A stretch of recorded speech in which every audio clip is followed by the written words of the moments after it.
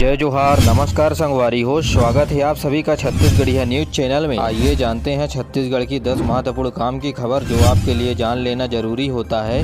जिसमें आज की पहली बड़ी खबर, मुख्यमंत्री ने नागार्जुन महाविद्यालय में हीरक जयंती के अवसर पर आयोजित पूर्व छात्र मिलन समारोह में शामिल हुए। शासकीय नागार्जुन स्नातकोत्तर विज्ञान महाविद्यालय रायपुर को छत्तीसगढ़ इंस्टीट्यूट ऑफ साइंस के रूप में विकसित किया जाएगा तथा महाविद्यालय में ई लाइब्रेरी बनाने की भी घोषणा की। मुख्यमंत्री ने पंडित रविशंकर शुक्ल विश्वविद्यालय में लगभग 17 करोड़ रुपए के कार्यों का लोकार्पण एवं शिलान्यास किया। इस अवसर पर मुख्यमंत्री ने बताया कि युवाओं के लिए हमारी सरकार ने 4 सालों में 2 विश्वविद्यालय खोले, 33 नए शासकीय और 76 नए अशासकीय कॉलेज खोले। वहीं 23 नए कॉलेजों की भी स्वीकृति दी है और इन कॉलेजों के खुलने से करीब 1 लाख से अधिक सीटों में बढ़ोतरी भी हुई है। छत्तीसगढ़ की संस्कृति को दूसरे राज्यों में फैलाने हेतु मुख्यमंत्री भूपेश बघेल ने विभिन्न राज्यों के मुख्यमंत्रियों को लिखा पत्र, जहां इस पत्र में विभिन्न राज्यों के मुख्यमंत्री को छत्तीसगढ़ कल्चर कनेक्ट योजना से कराया अवगत और देश भर के 28 राज्यों में छत्तीसगढ़ केंद्र स्थापित करने के लिए 2 एकड़ शासकीय भूमि आवंटित करने का अनुरोध किया है। इस केंद्रों की स्थापना की वजह से देश के किसी भी कोने में छत्तीसगढ़ के संस्कृति से जुड़ी भोजन, वस्त्र समेत अन्य चीजें छत्तीसगढ़ के व्यक्तियों को मिल जाएंगी। इसके बदले में दूसरे राज्यों के मुख्यमंत्रियों को आश्वस्त कराया गया है कि अपने राज्य की संस्कृति को विकसित करने के लिए छत्तीसगढ़ में भी 2 एकड़ शासकीय भूमि दिया जाएगा। छत्तीसगढ़ में 7 साल में 9 गुना बढ़े आवेदन, 530 पाकिस्तानियों को छत्तीसगढ़ी नागरिकता। 2016 में 20 पाकिस्तानियों ने आवेदन किया था, उसकी तुलना में साल 2022 में 189 से ज़्यादा लोगों ने नागरिकता के लिए आवेदन आए और उन्हें नागरिकता भी जारी की गई। कुल मिलाकर पिछले 7 वर्षों में रायपुर जिले में 530 पाकिस्तानियों को नागरिकता दी गई है। इसमें ज़्यादातर लोग सिंध प्रांत से आए लोग ही हैं, जिनके या तो कोई रिश्तेदार भारत विभाजन से पूर्व यहाँ रहते थे या फिर किसी ने शादी पाकिस्तान में किसी लड़की से की है। वहीं इस अवधि में लगभग 667 से ज़्यादा आवेदन आए थे, लेकिन इनमें 530 को ही अनुमति दी गई है। स्कूल शिक्षा विभाग में सहायक शिक्षक को लेकर व्याख्याता और प्रचार आदि पदों में पदोन्नति की प्रक्रिया चल रही है। ऐसे में पदोन्नति के बाद पद स्थापना के लिए स्कूल शिक्षा विभाग डॉक्टर प्रेमसाय सिंह टेकाम ने काउंसलिंग की प्रक्रिया कराने के निर्देश दिए हैं। शिक्षा मंत्री ने प्रमुख सचिव को निर्देश देते हुए कहा कि शिक्षक विभिन्न संवर्ग की पदोन्नति के बाद पदांकन काउंसलिंग के माध्यम से ही किया जाए। इसके लिए जल्द ही शिक्षा विभाग की ओर से आदेश जारी कर दिया जाएगा।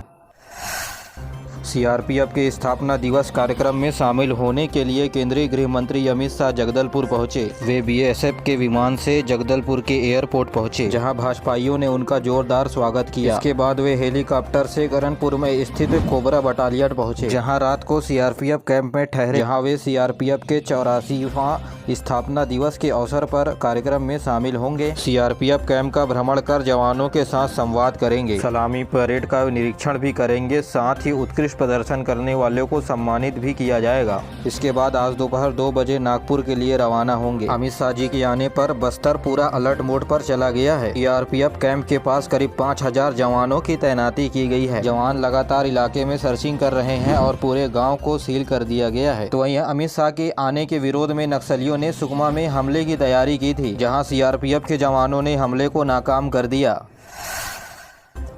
मुख्यमंत्री ने कहा कि सोसाइटियों यानी उचित मूल्य की दुकान में गड़बड़ी करने वालों की अब खैर नहीं। शिकायत मिलने पर चावल वितरण करने वाले के ऊपर अब होगी सख्त कार्रवाई। राशन की बचत, स्टॉक में कमी पाए जाने पर उचित मूल्य की दुकानों में जांच रिपोर्ट शीघ्र प्रस्तुत करने के निर्देश दिए हैं। इसी निर्देश पर राज्य सरकार के द्वारा 161 उचित मूल्य की दुकान का आवंटन को रद्द कर दिया गया। यदि आपके साथ सोसाइटियों में राशन लेने देने में गड़बड़ी की जा रही है तो आप 1967 पर कॉल करके शिकायत दर्ज करा सकते हैं। छत्तीसगढ़ में किसानों की आय को बढ़ाने के लिए मुख्यमंत्री भूपेश बघेल ने राज्य में 1 एकड़ खेती पर 15 क्विंटल धान की जगह 20 क्विंटल धान खरीदने का वादा किया है, जिससे प्रत्येक किसान अब 5 क्विंटल ज्यादा धान बेच पाएंगे। और इसी खुशी में प्रदेश भर के अन्नदाताओं के चेहरे पर खुशी की लहर छाई हुई है। छत्तीसगढ़ राज्य अनुसूचित जनजाति आयोग के द्वारा 25 मार्च शनिवार को राजधानी रायपुर में शहीद स्मारक भवन अनुसूचित जनजाति सम्मेलन का आयोजन किया गया। इस सम्मेलन में प्रदेश के मंत्रीगण, विधायक सहित समाज के प्रमुख नागरिक भी शामिल होंगे।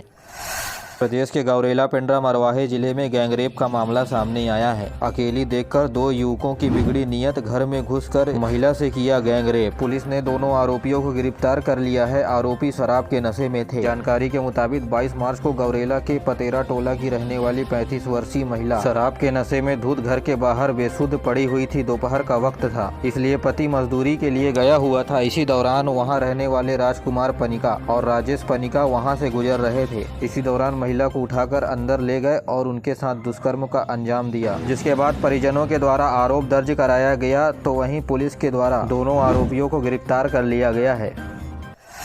राहुल गांधी ने अपने एक भाषण पर प्रधानमंत्री नरेंद्र मोदी के ऊपर निशाना साधते हुए कहा था कि सारे मोदी चोर क्यों होते हैं। इसी बात को लेकर मानहानि का दावा गुजरात हाई कोर्ट में किया गया, जिसके बाद गुजरात हाई कोर्ट ने राहुल गांधी को 2 साल की सजा और 15,000 रुपए का जुर्माना सजा सुनाया। फिलहाल राहुल गांधी अभी 30 दिनों के लिए जमानत पर है। इसी बीच राहुल गांधी की लोकसभा से सदस्यता को रद्द कर दिया गया है और इसके विरोध में रायपुर के गांधी मैदान में कांग्रेसियों ने एक दिवसीय सत्याग्रह किया। सीएम भूपेश बघेल ने ट्वीट करते हुए कहा कि तानाशाह का सबसे बड़ा डर होता है कि उससे लोग डरना बंद न कर दे। यही मिलेंगे जनता की अदालत में। जनता होगी, जननेता होगा, नहीं होगा तो सिर्फ डर और तानाशाह। पीसीसी चीफ मोहन मरकाम ने कहा कि राहुल गांधी के खिलाफ केंद्र सरकार का षड्यंत्र है।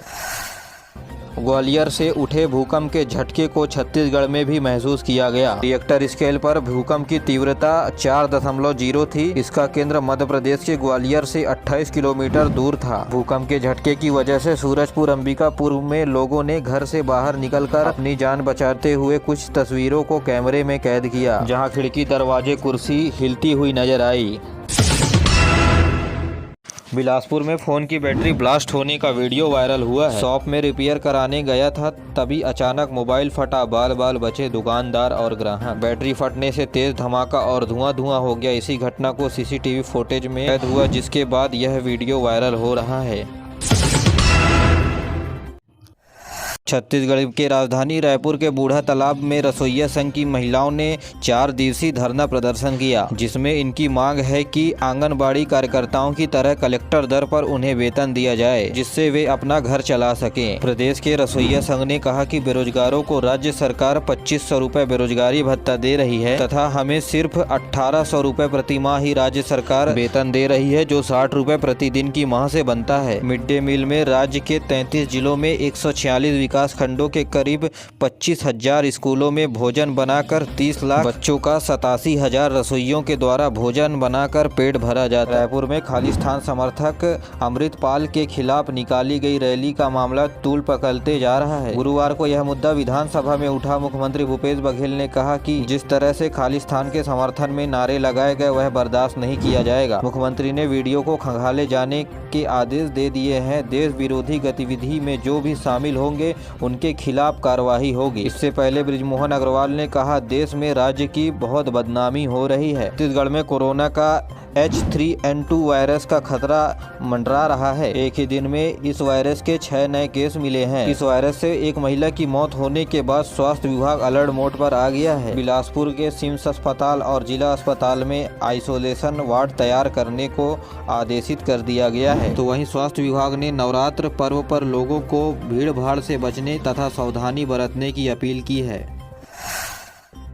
छत्तीसगढ़ में पत्रकारों से सुरक्षा संबंधित छत्तीसगढ़ मीडिया कर्मी सुरक्षा विधेयक विधानसभा में सर्वसम्मति से पारित हो गया। इस विधेयक के पारित होने के बाद मुख्यमंत्री भूपेश बघेल ने विधानसभा में मीडिया के माध्यम से बताया कि छत्तीसगढ़ के पत्रकारों के लिए ऐतिहासिक दिन है। उन्होंने कहा कि पत्रकार साथ ही दुर्गम क्षेत्रों में अपनी जान जोखिम में डालकर खबरें लेकर आते हैं। कई बार पत्रकार ऐसी रिपोर्टिंग करते हैं कि उन्हें और उनके परिवार को खतरा हो सकता है। मुख्यमंत्री ने कहा कि इलेक्ट्रॉनिक मीडिया, प्रिंट मीडिया या न्यूज पोर्टल के पत्रकार साथी हो, सभी इस विधेयक में सुरक्षा पाने के लिए पात्र होंगे। इसके लिए 6 महीने के भीतर का प्रकाशित रिपोर्ट पेश करना होगा। इस आधार पर उन्हें इस कानून के दायरे में शामिल किया जा सकेगा। मुख्यमंत्री ने बताया कि इस कानून के तहत यदि कोई पत्रकार के साथ जातीय करता है या कोई व्यक्ति दुर्व्यवहार करता है तो इसकी शिकायत करने के लिए एक अधिकार संपन्न समिति बनाई गई है। इस समिति को सुनवाई करने और आवश्यक निर्देश देने के साथ ही दंड देने का अधिकार प्रदान किया गया है।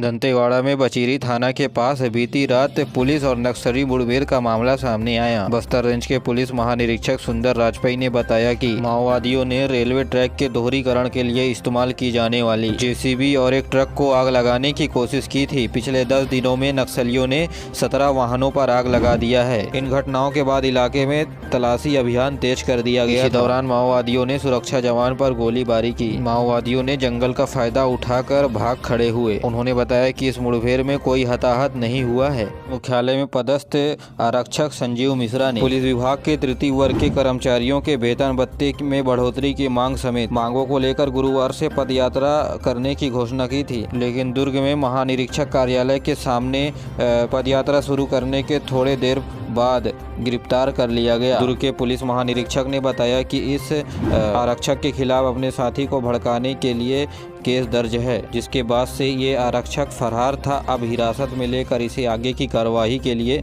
बीजापुर पुलिस को सौंप दिया गया। मुख्यालय की ओर से लोगों को ऑनलाइन ठगी से बचने के लिए सचेत रहने को कहा गया है। पुलिस मुख्यालय ने बताया कि साइबर अपराध से संबंधित शिकायत पर 1930 पर जाकर शिकायत कर सकते हैं और इन शिकायतों के प्राप्त आधारों के अनुसार यह देखने में आ रहा है कि ठगी करने वाले गिरोह के सदस्य व्हाट्सएप, फेसबुक और इंस्टाग्राम के जरिए लोगों को टास्क पूरा करने पर पैसा कमाने का लालच देकर प्रेरित करते हुए उससे निजी जानकारी हासिल कर लेते हैं। पुलिस अधीक्षक के अनुसार कुछ गिरोह के ऐसे सदस्य भी हैं जिन्हें ऑनलाइन ठगी करने के लिए पार्ट टाइम जॉब का ऑफर दिया जाता है। विश्वास बन जाने के बाद लेन देन के दौरान पीड़ित के बैंक से रकम निकाल ली जाती है। इसके लिए फोन पे और गूगल पे मोबाइल एप्लीकेशन का भी उपयोग किया जाता है। पुलिस अधीक्षक ने इससे बचने की अपील की है।